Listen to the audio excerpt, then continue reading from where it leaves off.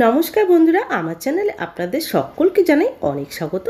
আজকে আমি আপনাদের সঙ্গে শেয়ার করছি ফ্রুট কেক রেসিপি। বাড়িতে যখন আমি এরকম ফ্রুট কেক বানিয়ে দিয়েছিলাম, কেউ তো বুঝতেই পারেনি খেয়ে যে এটা দোকান থেকে কেনা নয়। এতটাই সুস্বাদু, নরম তুলতুলে আর স্পঞ্জে তৈরি হয়েছিল যে বাড়ির সকলে খেয়ে অবাক হয়ে গেছিল। আমার মনে হয় দোকানের থেকে অনেক বেশি টেস্টি এই ফ্রুট কেক বাড়িতেই আপনারা বানিয়ে নিতে পারবেন। আর বানানো খুবই সহজ, যে কেউ আপনারা বানাতে পারবেন। তাহলে চলুন ভিডিওটি শুরু করা যাক।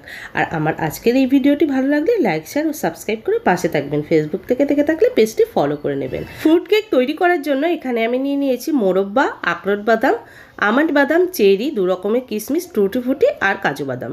এবার একটা মিক্সিং বোলের মধ্যে সব ড্রাই ফ্রুটসগুলো দিয়ে দিচ্ছি। আপনারা চাইলে এখানে খেজুরটাও অ্যাড করতে পারেন। সব ড্রাই ফ্রুটসগুলো দেওয়া হয়ে গেছে। এখানে একটা বড় সাইজ কমলা লেবুর জুস তৈরি করে নিয়েছি, আর সেই জুসটা ওই ড্রাই ফ্রুটসের মধ্যে দিয়ে খুব ভালোভাবে মিশিয়ে নিলাম। তারপর 10 থেকে 15 মিনিট রেস্টে রাখলেই হবে। এবার অপর দিকে আমি একটা গ্যাসে ফ্রাই প্যান বসিয়ে দিয়েছি। এবার ফ্রাই প্যানের মধ্যে আমি দিয়ে দিচ্ছি 1 কাপ আর অল্প পরিমাণে চিনি। এবার চিনিটা খুব ভালো করে ক্যারামেল তৈরি করে নেব। আর গ্যাসের ফ্লেমটা এক্ষেত্রে একদম কমিয়ে রেখে ক্যারামেলটা তৈরি করে নিতে হবে, নইলে কিন্তু তেতো হয়ে যাবে। দেখুন, আমি অনবরত নাড়াচাড়া করে ক্যারামেলটা তৈরি করে নিয়েছি। এবার অল্প পরিমাণে জল দিয়ে ক্যারামেলটা ফুটিয়েই নামিয়ে নিচ্ছি। তারপর ক্যারামেলটা একটু ঠান্ডা করে নেব। এবার আমি একটা মিক্সিং বোল নিয়ে নিয়েছি। তার মধ্যে দিয়ে দিচ্ছি 1 বাটির কম টক দই আর 3 টেবিল চামচ রিফাইন তেল। খুব ভালো করে এবার রিফাইন তেল টক দইটা মিশিয়ে নেব। আর এটা যত ভালো করে ফেটানো হবে ততই কিন্তু কেকটা সফট হবে। বন্ধুরা, আপনাদের কাছে কেক টিন না থাকলেও কিন্তু আপনারা ঘরে থাকা ছোট বাটিতে এই কেকটি বানিয়ে নিতে পারবেন। এবার খুব ভালো করে মিশিয়ে নেওয়ার পরে আমি একটা বড় ধরনের ছাঁকনি নিয়ে নিয়েছি।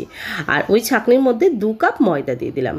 আর দিয়ে দিলাম 1 টেবিল চামচ বেকিং পাউডার আর হাফ চামচ বেকিং সোডা, 3 টেবিল চামচ মিল্ক পাউডার আর 1 টেবিল চামচ কোকো পাউডার। আপনারা চাইলে কোকো পাউডারটা স্কিপ করতে পারেন। এবার খুব ভালো করে এই শুকনো উপকরণগুলো চেলে নিচ্ছি। ময়দার মধ্যে যদি কোনো ময়লা থাকে সেটা ওই চালনির মধ্যে থেকে যাবে। তারপর যে ক্যারামেলটা আমি তৈরি করে রেখেছিলাম সেই ক্যারামেলের সিরাপটা অল্প অল্প করে দিয়ে ব্যাটারটার সঙ্গে মিশিয়ে নিচ্ছি। যাদের কাছে মেজারিং কাপ নেই, ঘরে থাকা চায়ের কাপ মেপেই আপনারা কেক বাড়িতে খুব সুন্দরভাবে তৈরি করে নিতে পারবেন। আর আমার কেকটি ফলো করে কিন্তু আপনারাও পারফেক্ট কেক বাড়িতে তৈরি করতে পারবেন। যেটুকু ক্যারামেলের সিরাপ ছিল সেটুকু সবটাই দিয়ে দিলাম ব্যাটারের মধ্যে। তারপর খুব ভালো করে মিশিয়ে নিচ্ছি। আর এই ক্যারামেলের সিরাপটা দিলে কেকের কালারটা কিন্তু খুব সুন্দর আসে। আর যে ড্রাই ফ্রুটসগুলো আমি ভিজিয়ে রেখেছিলাম সেগুলো কেকের ব্যাটারের মধ্যে দিয়ে দিয়েছি। কোনো কারণে স্কিপ হয়ে গেছে, তার জন্য খুবই দুঃখিত। এরপর খুব ভালো করে ব্যাটারটা ফেটিয়ে নিচ্ছি। আর ব্যাটারের ঘনত্বটা ঠিক এরকম রাখতে হবে। ব্যাটারটা আমার পুরোপুরি তৈরি হয়ে গেছে। এবার আমি যে কেকটা বেক করব তার জন্য একটা কেক টিন নিয়ে নিয়েছি। আর কেক টিনের মধ্যে আমি একটা বাটার পেপার দিয়ে দিলাম। দিয়ে দিচ্ছি অল্প পরিমাণে রিফাইন তেল। তারপর একটু ব্রাশ করে নেব। আপনারা চাইলে ঘরে যদি কোনো খাতার পেস্ট থাকে সেটাও আপনারা কেক টিনের মধ্যে দিতে পারেন। আর যদি সেটা না দিতে চান তাহলে ময়দা দিয়ে একটু কোট করে নেবেন। তারপর ওই কেকের ব্যাটারটা দিয়ে দিলাম কেক টিনের মধ্যে। আর কেকের ব্যাটারটা কিন্তু খুবই ঘন করে তৈরি করে নিতে হবে। এবার আমি ওই কেক টিনটা একটু ড্যাব ড্যাব করে নিচ্ছি। ভেতরে যদি কোনো বাতাস থাকে তাহলে বেরিয়ে যাবে।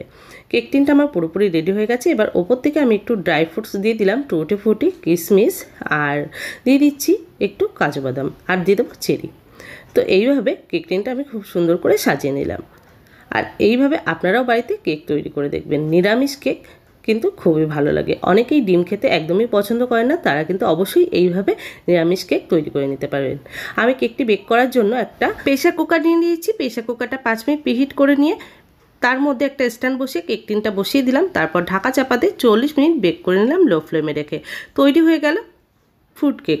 আর এবার আমি টুথপিক দিয়ে কেকটা দেখে নিচ্ছি।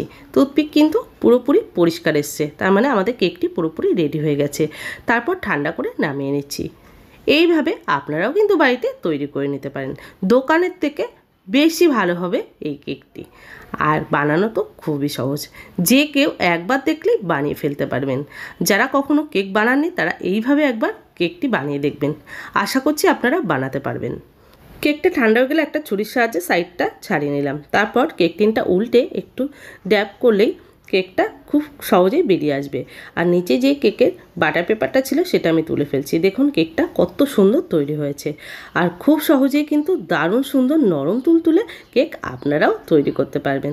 তাহলে বন্ধুরা, আমার আজকের ভিডিওটি কেমন লাগলো অবশ্যই কমেন্ট করে জানাবেন। আশা করছি আমার রেসিপিটি আপনাদের খুবই ভালো লেগেছে। ভালো লেগে থাকলে লাইক, শেয়ার ও সাবস্ক্রাইব করে পাশে থাকবেন। আর পাশে থাকা বেল আইকনটা অবশ্যই প্রেস করবেন। যখনই কোনো ভিডিও আমি আপলোড করব নোটিফিকেশন আপনাদের কাছে পৌঁছে যাবে। কেকটি কেটে দেখালাম, দেখুন কতটা নরম তুলতুলে হয়েছে। আর ফেসবুক থেকে দেখে থাকলে পেজটি ফলো করে নেবেন। আজকের মতো এই পর্যন্ত। সবাই ভালো থাকবেন, সুস্থ থাকবেন। ধন্যবাদ।